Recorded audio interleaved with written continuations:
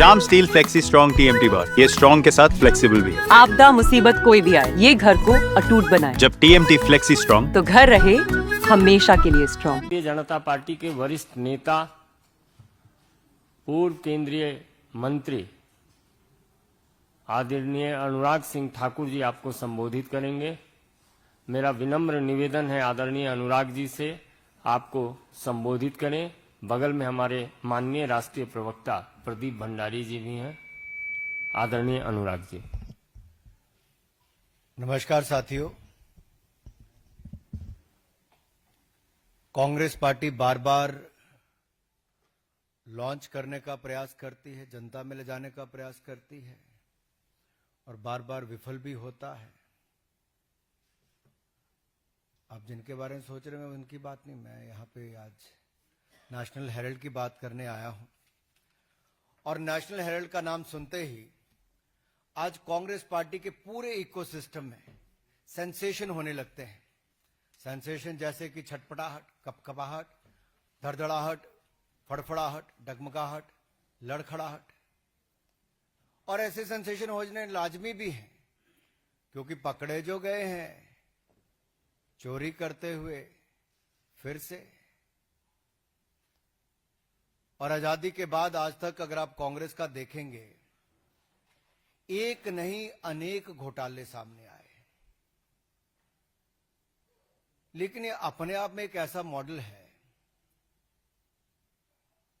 जो किसी के गले नहीं उतर रहा। आप मीडिया से बड़ी संख्या में आज सुबह सुबह यहां पर आए हैं। नेशनल हेराल्ड जो नेहरू जी ने 1938 में शुरू किया, वो चल नहीं पाया। ठीक है, बहुत सारे काम है जो नहीं चल पाते। 2008 में ऐसी परिस्थितियां हो गई कि नहीं चल पाया। ऐसी कौन सी मजबूरी हो गई एजेएल के लिए जो नेशनल हेराल्ड को छापते थे कि उसको बचाने के लिए एक नई कंपनी बनाई जाए यंग इंडियंस के नाम से, और उस यंग इंडियन में भी एक परिवार की 76% हिस्सेदारी दी जाए, और यंग इंडियंस बनाने के लिए भी 50 लाख का लोन ये भी कांग्रेस पार्टी ही दे। और ये लोन 50 लाख का क्यों दिया गया? एजेएल को खरीदने के लिए। यानी कि कांग्रेस पार्टी एक तरफ से 50 लाख का लोन देती यंग इंडियन को बनाने के लिए, दूसरी तरफ से एजेएल है जिसके ऊपर कर्जा है, और कर्जा भी कांग्रेस पार्टी का 90 करोड़ का है, लेकिन संपत्ति 2000 करोड़ की है। और मजेदार बात यह है कि यंग इंडियंस के बनने के बाद मात्र 50 लाख रुपया देकर 2000 करोड़ रुपए की संपत्ति यंग इंडियंस के नाम पे हो जाती, मात्र 50 लाख रुपया देकर। और जो बकाया 89.50 करोड़, 99 करोड़ 50 लाख रुपया जो बाकी था, वो कांग्रेस पार्टी माफ कर देती है। अब सवाल खड़ा यह होता है, क्या कांग्रेस पार्टी लोन दे सकती है? क्या कोई पॉलिटिकल पार्टी लोन दे सकती है? सबसे पहला सवाल तो यही है। और लोन दिया तो क्या उस पर ब्याज भी लिया जाता था कि नहीं लिया जाता था? अब नेशनल हेराल्ड है क्या? It's not a daily newspaper, ये दैनिक अखबार नहीं है। It's a non regular paper. ऐसे एक तो वीकली पेपर है और वो भी छपता है। क्या छपता है? यहां पर इतने सारे पत्रकार, आप में से कोई नेशनल हेराल्ड से है क्या? कोई नेशनल हेराल्ड पढ़ता है क्या? अखबार वैसे तो कागज पे छपता है, लेकिन कुछ कागजी अखबार होते हैं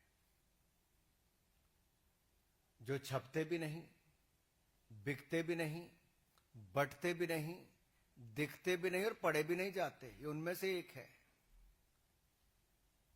और जो कांग्रेस के राज्यों के मुख्यमंत्री इसके लिए चंदा देते हैं, चंदा में विज्ञापन देते हैं, चंदा नहीं विज्ञापन, वो विज्ञापन किस आधार पर देते हैं? दैनिक अखबार जिनके बहुत सारे अलग अलग जिलों के संस्करण निकलते हैं, उनको चवन्नी मिलती है और नेशनल हेराल्ड को चांदी के सिक्के मिलते हैं। और मेरे अपने राज्य हिमाचल प्रदेश में बड़े बड़े दैनिक समाचार पत्रों को जो नहीं मिलता, यानी कि उनको चवन्नी मिलती है और नेशनल हेराल्ड को चांदी के सिक्के मिलते हैं। और वहीं पर प्रदेश के मुख्यमंत्री जिन्होंने बड़े बड़े वायदे किए थे, या कांग्रेस पार्टी ने, वो 10 गारंटियां आज तक पूरी नहीं हुई। ना महिलाओं को पैसे मिले, ना डीए की किस्त मिली, ना बाकियों को गोबर खरीदा गया, ना दूध खरीदा गया, जो दाम देने थे वो भी नहीं दिए। उसके लिए पैसा नहीं है, लेकिन नेशनल हेराल्ड को विज्ञापन देने के लिए पैसा है। तीसरा,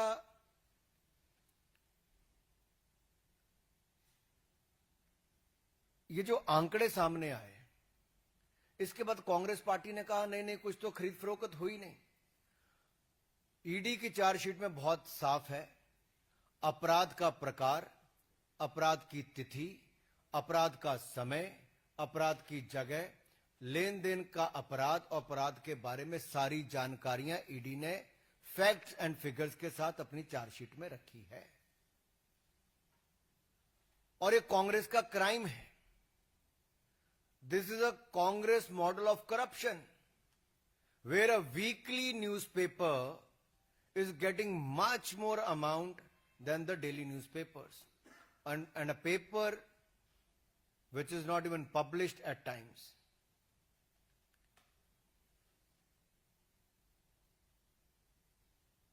ये एटीएम बनकर रह गया कांग्रेस पार्टी के लिए।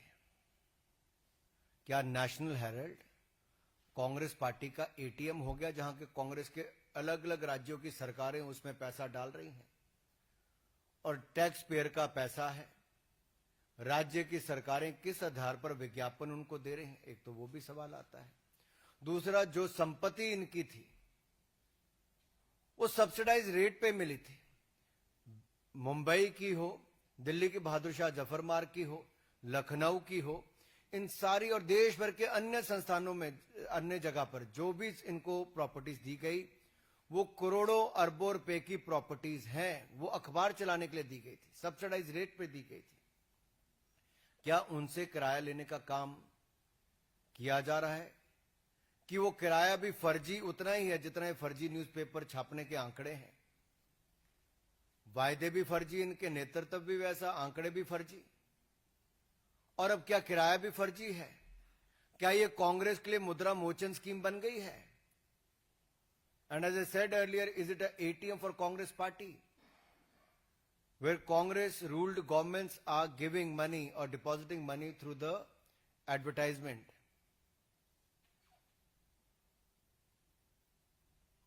और जहां तक राहुल गांधी जी अपना खटाखट मॉडल की बात करते थे ना, अब ये कांग्रेस शासित राज्यों में खटारा, बीमार और लाचार मॉडल हो गया है।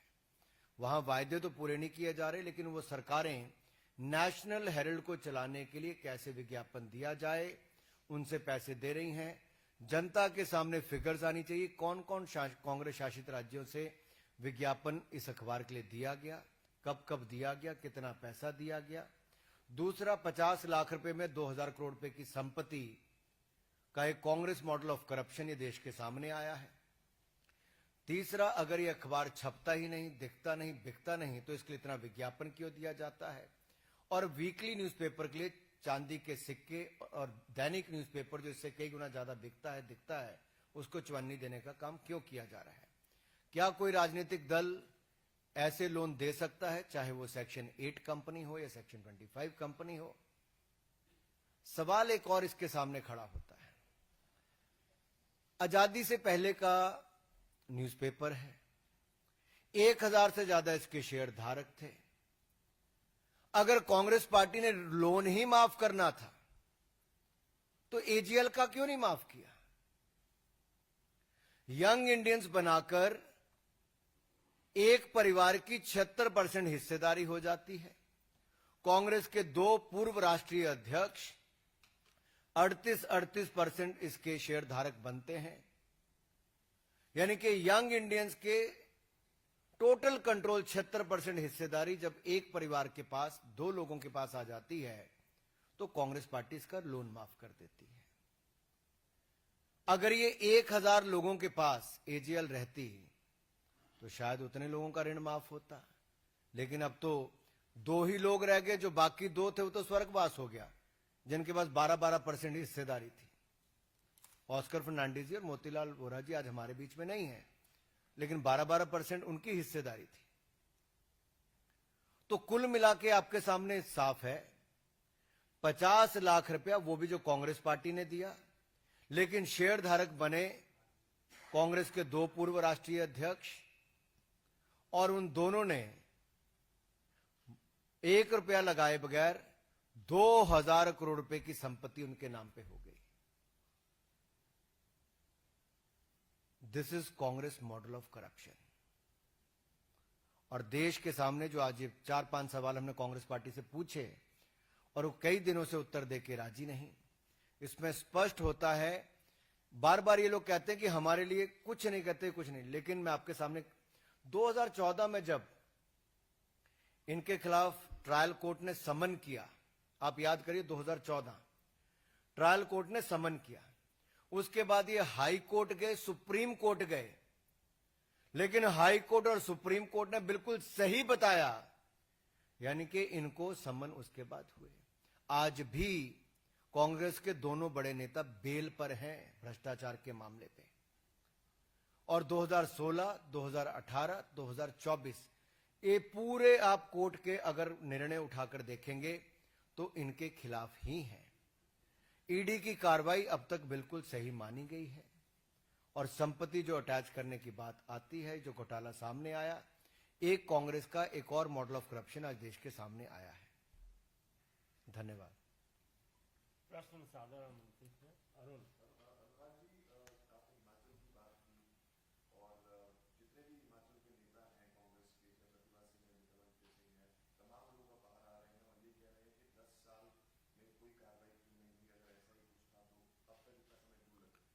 हिमाचल में 11 दिसंबर 2022 को जब कांग्रेस की सरकार बनी, उससे 20 फरवरी 2025 तक करोड़ों रुपए नेशनल हेरल्ड को दे दिए गए विज्ञापन के रूप में।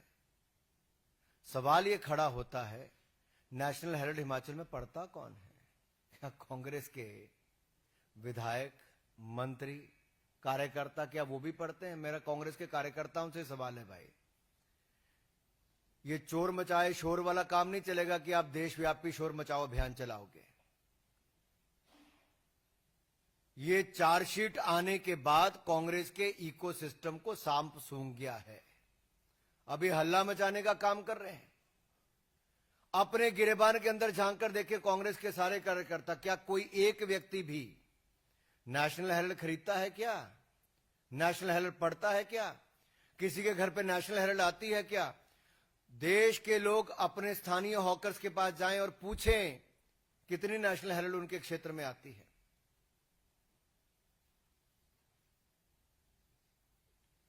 मोहित भट्ट।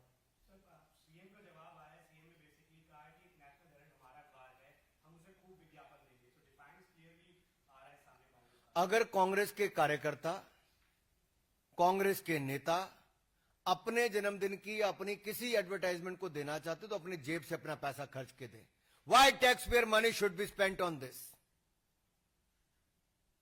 एक यहां पर अरविंद केजरीवाल जी का मॉडल था, जब टैक्स पेयर का पैसा दिल्ली की जनता का सैकड़ों करोड़ रुपया केवल अपना चेहरा दिखाने के लिए दे दिया जाता था। दूसरा मॉडल यह नेशनल हेरल्ड का है, जहां देश की जनता की गूढ़ कमाई, वो कांग्रेस की राज्य की सरकारें केवल एक परिवार, एक पार्टी के अखबार को चलाने के लिए करोड़ रुपए दे दिए जाते हैं।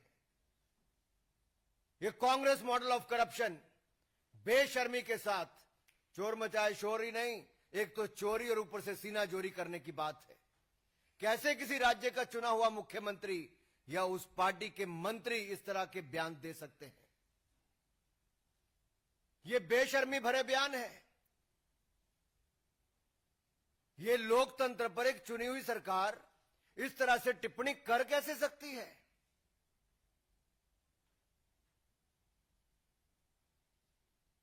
ऐश्वर्या पालीवाल।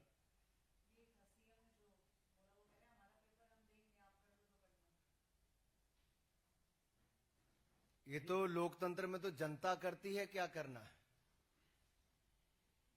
सवाल ये है ऐश्वर्या जी कि हिमाचल प्रदेश की जो 10 गारंटियां वो क्यों पूरी नहीं की। जो युवाओं को नौकरी नहीं दी, 1500 रुपया महीना महिलाओं को नहीं दिया, उसके लिए पैसा नहीं, डीए की किस्त देने के लिए पैसा नहीं, तनख्वाह देने के लिए पैसा नहीं, कर्जा 1 लाख करोड़ से ज्यादा हिमाचल का हो गया, 2 रुपए किलो गोबर, 100 रुपए लीटर दूध खरीदने के लिए पैसा नहीं, बागवानों को उचित दाम देने के लिए पैसा नहीं, लेकिन नेशनल हेराल्ड को पैसा देने के लिए आपके पास पैसा है और आप सीना ठोक कर कहते हैं कि हम पैसा देंगे। इसलिए मैंने कहा चोरी भी और सीना चोरी भी। रविकांत राय।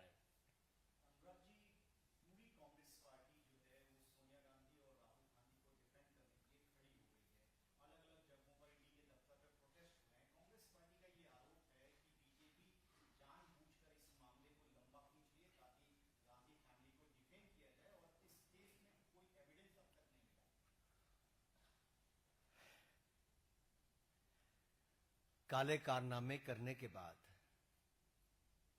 आप ईडी के दफ्तरों पे जाके कालक पोतोगे तो कुछ नहीं होगा भाई। ये तो वही है कि ये लोग आईना साफ करते रहे, लेकिन धूल तो चेहरे पर थी, ये कालक तो चेहरे पर है। ईडी के दफ्तरों पे जितने मर्जी कालक पोतते रहे, इससे कुछ होने वाला नहीं। कोर्ट में बार बार 2014 से लेके 2025 हो गई, कोई राहत इनको नहीं मिली है। केवल एक राहत मिली कि बेल पर है। ईडी की कार्रवाई को कोर्ट ने अब तक सही ठहराया है। जो समन दिए गए थे उसको रोकने की इन्होंने मांग की, कोर्ट ने बार बार कहा सही है। ट्रायल कोर्ट से लेके हाई कोर्ट से लेके सुप्रीम कोर्ट तक, यानी कि सुप्रीम कोर्ट से ऊपर एक सुप्रीम परिवार हो गया क्या? क्या न्यायालय इनके लिए कुछ नहीं है? अदालतें इनके लिए कुछ नहीं है? तभी तो हम कहते हैं कई बार इनके लिए family first, party next, nation last, ये कांग्रेस के लिए है। और इनके लिए पहला परिवार, इनके लिए यही सब कुछ है। और पहले परिवार का अखबार जिसमें 76% हिस्सेदारी हो, उसके लिए तो कांग्रेस का मुख्यमंत्री के कार्यकर्ता सब यही करेंगे भाई। कुर्सी जो बचानी है, किस्सा तो कुर्सी का है। यहां पे कांग्रेस कह रही है कि जब भी चुनाव आता है तब एजेंसियों को आगे कर दिया जाए। आज कौन सा चुनाव है बताओ? यानी कि एजेंसी अब चुनाव को देख के काम करेगी।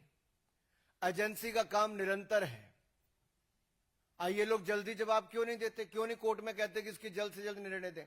मैं कांग्रेस पार्टी को खुली चुनौती देता हूं आज इस मंच से, जितने कांग्रेस के नेताओं पे भ्रष्टाचार के मामले चल रहे हैं वो कोर्ट में आकर कहें कि एक तय सीमा के अंदर इनके सारे जांच जो है उसको पूरी करके कोर्ट निर्णय कर दे। क्यों नहीं कांग्रेस का नेता कहता? कोई क्यों नहीं कहते? टाइम बाउंड करने के लिए क्यों नहीं कहते वो? अगर है दम तो कहो कोर्ट में आके। आनंद पांडे।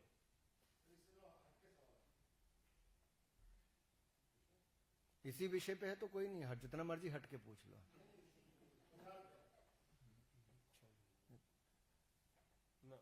इस पे अलग प्रेस कॉन्फ्रेंस हो जाएगी दूसरे विषय पे, इस पे कुछ है और कोई सवाल? धन्यवाद।